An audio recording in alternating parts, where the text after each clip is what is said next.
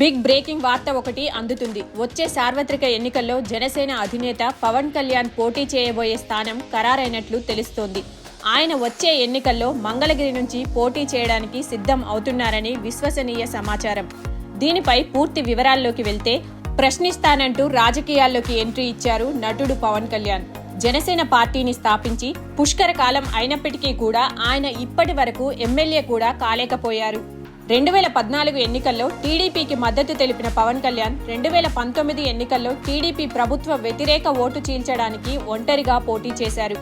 అయినప్పటికీ తన ఎన్నికల పార్ట్నర్కు ఎటువంటి లాభం లేకుండా పోయింది. పైగా పవన్ పోటీ చేసిన 2 నియోజకవర్గాల్లో ఘోరంగా ఓడిపోయారు.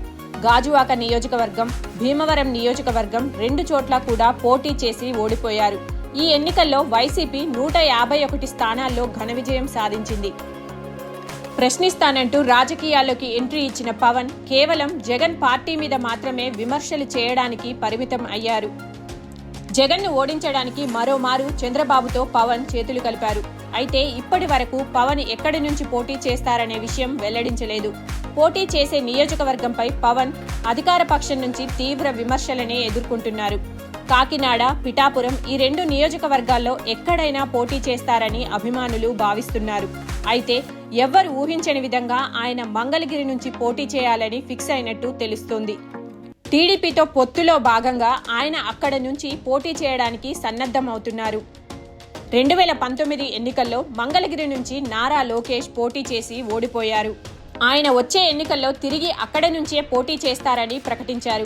కానీ రాష్ట్రంలో రాజకీయ సమీకరణలు శరవేగంగా మారడంతో నారా లోకేష్ మంగళగిరిలో మళ్లీ ఓడిపోతారనే సంకేతాలు రావడంతో అక్కడి నుంచి పోటీ చేయడానికి పవన్ ఆసక్తి చూపిస్తున్నారు.